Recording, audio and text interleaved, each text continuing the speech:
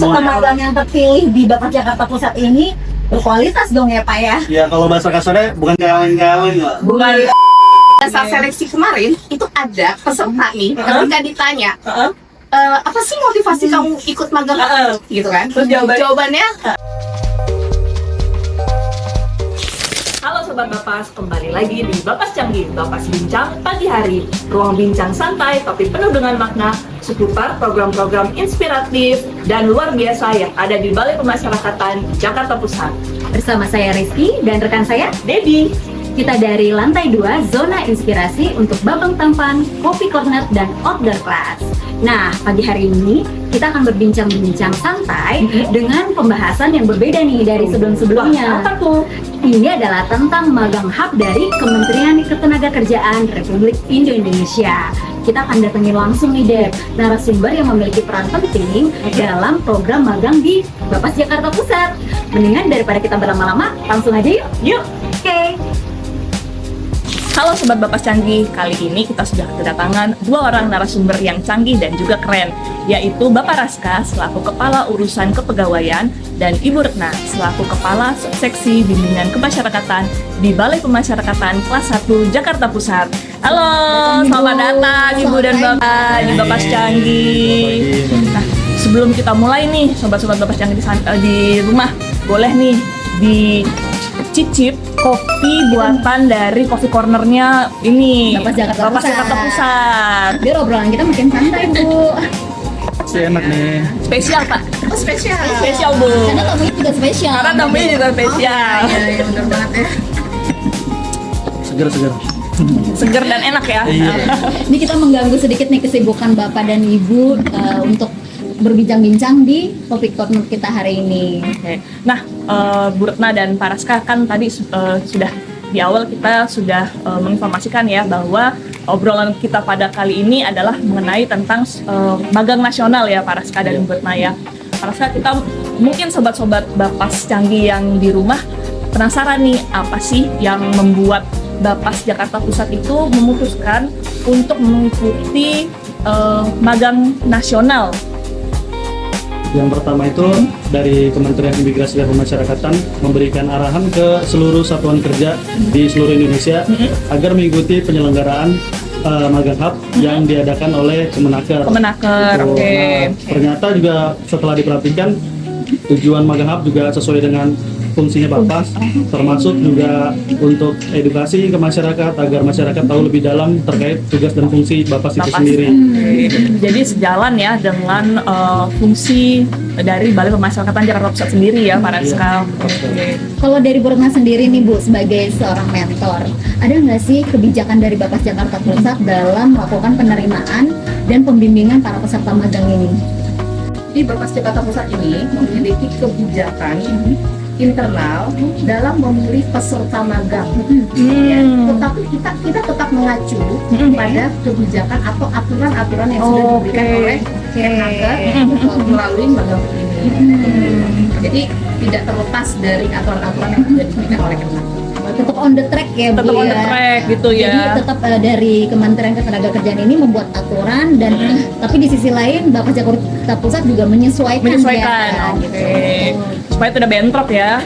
Nah, terkait dengan pernyataan dari Bu Retna sendiri, Pak Raska, berarti bagaimana sih supaya keberadaan teman-teman magang yang ada di Balai Pemasyarakatan Jakarta Pusat ini tetap selaras dengan fungsi dan tugasnya Balai Pemasyarakatan Jakarta Pusat? Iya, makanya fokus utamanya mereka kan harus ngerti sendiri gitu perannya dia, posisinya dia di sini sebagai apa. Apalagi kan kita juga udah menentukan mereka jabatannya sebagai pembantu pembimbing masyarakatan kah, atau pengelola keuangan kah, atau yang lainnya. Jadi mereka harus tetap sesuai dengan jabatan tersebut biar fungsi dari magang ini tersampaikan. Oke. Jadi keberadaan teman-teman magang di Balai Pemasyarakatan Jakarta Pusat ini bisa membantu tugas dan fungsi Balai Pemasyarakatan Jakarta Pusat ya. Tepat sekali. Oke. Sangat membantu Sangat ya. membantu ya berarti ya. Oke. Harapannya seperti itu. Harapannya seperti itu. Oke. Nah, Pak Raska sebagai Kepala Urusan Kepegawaian dan sekaligus juga sebagai bagian administrasi di program magang hub ini, ada nggak sih ketentuan-ketentuan yang harus dipenuhi atau tahap-tahap apa saja yang harus dilewati? Nah, Kalau untuk tahapan itu sendiri, jadi pertama Balai Pemasyarakatan kelas 1 Jakarta Pusat sebagai instansi itu mengajukan sebagai penyelenggara ke Kemenaker atau ke Pendaftaran. benar, daftar dulu. Nah, ketika sudah diverifikasi, lanjut kita mendaftarkan terkait pembimbing atau mentornya. Oh, jadi mentornya juga kita daftarin juga gitu ya, Pak? Benar, mentornya kita daftarin, baru setelah itu kita masukin program studi berikut dengan kuotanya yang diterima di Bapas Jakarta Pusat ini. Gitu. Jadi setelah itu baru ketika sudah banyak yang daftar, baru kita verifikasi sendiri antara peserta magang yang diterima maupun tidak diterima. Baru setelah itu ada proses namanya penetapan. Oh gitu, banyak nggak sih Pak yang daftar kemarin? Yang daftar yang pertama tuh sekitar 635 orang. Oh, banyak juga. Dan yang diterima? Nah, yang diterima sekarang tuh ada 40 orang. Berarti seleksinya Lumayan ketat ya, banget berarti ya. Lumayan ketat, lumayan bersaing juga terkait seleksinya itu. Berarti minatnya itu kepada Balai Pemasyarakatan Jakarta Pusat itu cukup tinggi ya. Wah, luar biasa. Berarti Ya, peserta semua. magang yang terpilih di Bapas Jakarta Pusat ini berkualitas dong ya Pak ya? Ya kalau bahasa kasarnya bukan kaleng-kaleng lah. Bukan Iya. bukan kaleng-kaleng. Nah, Bu Retna ini kan juga sebagai salah satu tim yang menyeleksi ya Bu ya, sebagai mentor juga dan sebagai salah satu yang menyeleksi teman-teman magang gitu ya Bu ya. Ada nggak sih Bu kriteria khusus yang disiapkan oleh Bapas Jakarta Pusat untuk menseleksi teman-teman magang ini? Bisa ada ya pastinya. Jadi kita memiliki kriteria yang cukup baik ya untuk hal ini ya. Terutama pada saat kita melakukan interview ya. Nah itu kita juga kan melihat motivasi mereka Motivasinya. untuk mengikuti magang hub ini apa. Nah terus kita juga melihat juga dari latar belakang pendidikannya, karena nanti akan kita sesuaikan juga dengan kebutuhan kita di sini di Bapas Jakarta Pusat. Jadi kita penempatannya itu sesuai dengan studinya mereka. Studinya mereka. latar belakang gitu kan. Nah terus juga kita lihat juga nih dari IPK mereka. Oh, IPK-nya juga dilihat ya Bu ya. Oke. Tuh IPK. 3, ke atas. Orang 3 ke Pastinya. atas. Oke. Jadi nggak ada tuh yang 3,2 tuh jarang nih. Oh, rata-rata emang pintar-pintar yang yang emang seleksi yang memang masuk itu memang IPK-nya emang udah tinggi-tinggi gitu ya Bu ya. tentu Oh, saja. gitu ya. Nah, terus kita lihat Luar biasa banget. motivasi mereka nih apa nih ikut magang hub, jangan sampai cuma sekedar mau main-main aja. Oh, nggak boleh ya, nggak boleh sekedar main-main di sini ya. Mungkin dipaksa gitu ya, ada yang maksa gitu. Yang mau ikut itu banyak. Banyak. Bukan Oh, cuma oke. satu orang gitu kan. Jangan sampai kita masukin satu orang ini kita terima ternyata dia cuma mau main-main. Main doang di sini. Jadi pada Oke. saat seleksi kemarin itu ada peserta nih ketika ditanya apa sih motivasi kamu ikut magang gitu kan? Terus jawabannya? Mau ke Jakarta. Mau merantau ya. Saya banget sekali ya. Seharusnya kan traveling aja. Nggak perlu ya ikut magang ini kan. Nah itu makanya berarti kamu tidak ada keseriusan untuk mencari pengalaman kerja. Gitu. Dari situ kita bisa simpulkan. Oke. Nah, Pak Raska tadi yang kata Bu Retna itu disesuaikan dengan kebutuhan di Bapas Jakarta Pusat. Nah, gimana kalau mereka pada saat mendaftar itu kan mereka mengisi penempatannya atau tujuannya itu ada di website di Magang Hub itu. Nah, sedangkan mereka penempatannya disesuaikan dengan Bapas Jakarta Pusat gitu. Jadi yang mana tuh Pak Raska yang menjadi acuannya? Mana yang jadi acuan utamanya gitu ya Pak Raska ya? Nah, jadi kalau misalkan untuk hal tersebut kan tetap utamanya seperti yang didaftarkan ke dalam website atau ke dalam Magang Hub. Jadi misalkan dia sebagai pembantu pembimbing masyarakatan, dia tetap dengan tugas utamanya seperti itu. Cuman mungkin ketika ada tugas tambahan misalkan perbantuan untuk humas atau berbantuan untuk kepegawaian, itu kan juga salah satu bentuk dari pembelajaran dia dalam bekerja kan. Jadi nggak sesuai dengan job desk dia juga, tapi dia harus bisa menghandle semuanya, termasuk apapun yang ada kerjaan di kantor. Berarti dituntut untuk fleksibel ya berarti ya? Benar. Dan ini juga menjadi positif juga bagi peserta magang. Berarti ini adalah lahan untuk memperkaya keterampilan gitu lah, untuk dijadikan kesempatan untuk banyak belajar di berbagai bidang. Setuju sekali. Dan Bu Retna kan tadi sudah dijelaskan nih tentang pembagian sistem kerja adik-adik magang ya di Balai Pemasyarakatan Jakarta Pusat. Nah, bagaimana sih terkait mentor saat ini? Bagaimana sih pembagian mentor yang ada di Bapas Jakarta Pusat dan apa tugas dan fungsi mentor untuk anak-anak magang nih di Balai Pemasyarakatan Jakarta Pusat? Ya. Jadi kita mentor ini dipilih langsung oleh kepala Bapas Jakarta. Oh, jadi yang memilih langsung itu Kabapas adalah langsung Kabapas ya? langsung. Oke. Pertimbangan juga dari beban tugas kita juga kan karena si mereka Mentor. Oh, penempatan peserta peserta magang. Nah, untuk tugas mentor sendiri kita itu punya peran di sini sebagai pendamping mereka. Kita mengarahkan mereka juga, memonitoring juga semua tugas-tugas mereka karena mereka punya laporan-laporan yang harus mereka input di magang hub ini. Jadi kita setiap hari harus buka itu. Nah, kita buka magang hub ini, terus kita lihat laporan-laporan mereka setiap harinya. Nah, kita harus nge-proof, kita proof tuh laporan-laporan mereka, gitu. Nah, setelah itu kita lihat juga mereka absennya gimana, gitu. Ketika mereka nggak masuk, mereka harus memberikan surat keterangan entah sakit, gitu kan, dari dokter, gitu kan. Jadi nanti itu juga harus mereka upload nanti, gitu. Jadi nggak sembarangan mereka nggak mau masuk dan mereka cuma punya jatah 3 kali. 3 kali. 3 kali. Heeh, Nah, dalam jadi dalam waktu 1 bulan. Oke, 3 kali dalam 1 bulan itu ya. 3 kali Ya. tidak masuk. Tidak Tidak masuk. masuk. Oke. Jadi entah itu apapun alasannya hanya 3 kali. Gitu.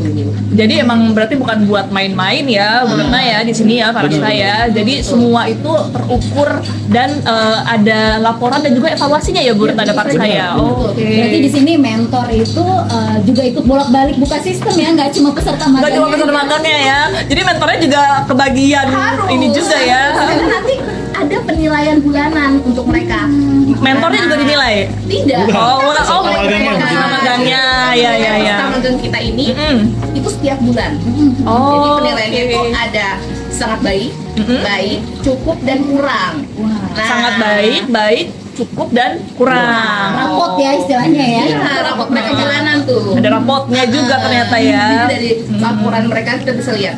Oh, anak ini laporannya terinci nih. Nah, itu kita bisa nilai mereka dengan sangat baik. Oh, gitu. mungkin istilahnya ada KPI-nya lah ya. Ya, betul sekali. Nah, dalam proses si mentoring ini Bu Retna gitu, ada nggak sih batasan komunikasi antara mentor sama peserta magang ini gitu? Jangan-jangan nanti peserta magangnya juga ada yang ikut curhat masalah pribadi. Waduh. Curcol. Curcol jadinya ya. Ya, sebenarnya sih kita fleksibel aja, fleksibel aja karena seandainya itu masih dalam koridor ya, masih dalam batasan profesional, itu sih nggak masalah ya. Paling ya selama ini sih sejauh ini alhamdulillah ya itu hanya sebatas pekerjaan aja. Paling sebatas Bu saya sakit ini, jadi riwayat mereka atau mereka pernah bekerja di perusahaan mana seperti itu. Gitu ya. Jadi kalau curhat seputar pekerjaan itu sangat nggak apa-apa ya, Bu ya. Oke. Itu salah satu bentuk pembinaannya juga. Oh, bentuk pembinaannya Iya, juga. pendampingan. Betul. Sobat Bapas Canggih yang ada di rumah, nggak kerasa nih waktu kita sebentar lagi sudah mau habis.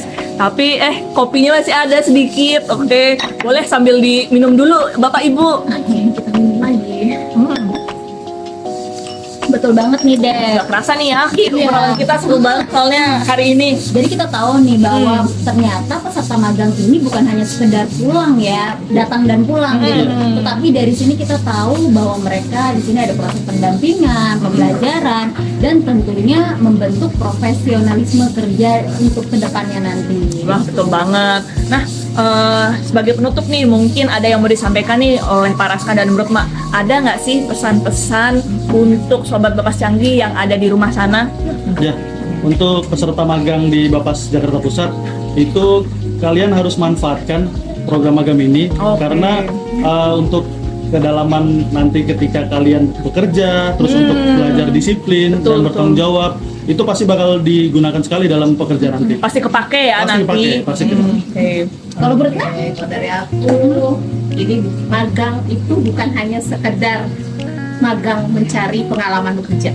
Oke. Tapi di sini kita itu sama-sama membangun atau membentuk karakter seseorang. Penting banget Penting ya. banget tuh Untuk ya. menjadi generasi yang berintegritas tinggi dan profesional. Luar Ya, biasa semoga sekali. teman-teman semua yang setelah magang dari Bapas Jakarta Pusat kelak menjadi generasi yang jauh lebih baik lagi ya. Amin. Betul sekali.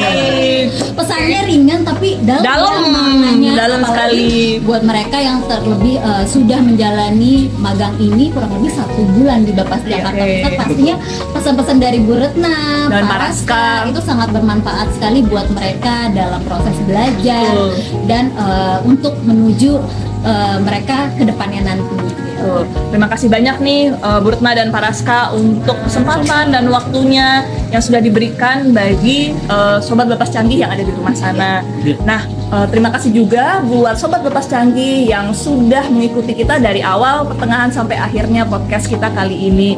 Jangan lupa ya Sobat Bapas Canggih yang ada di rumah untuk follow, like, subscribe, dan komen semua media sosial kita yang ada di bawah sini. Nah, sebelum kita tutup acara kita pada hari ini, boleh dong kita pantun sedikit? Boleh, ada pantun sedikit. Pagi hari ngopi di sudut ruangan. Ngobrol santai penuh makna dan cerita. Magang bukan hanya soal pengalaman, tapi proses belajar untuk menuju cita-cita. Demikian podcast kita pada hari ini. Saya Debbie. Saya Rizky, kita pamit ya. Sampai jumpa di episode berikutnya. Tetap semangat dan terus berkarya. Dadah. Dadah. Silakan Pak. Terima kasih. Gimana Pak Raska, kopinya masih segar? Seger banget ini. Kopi apa jamu ya? Manis. Manis ya.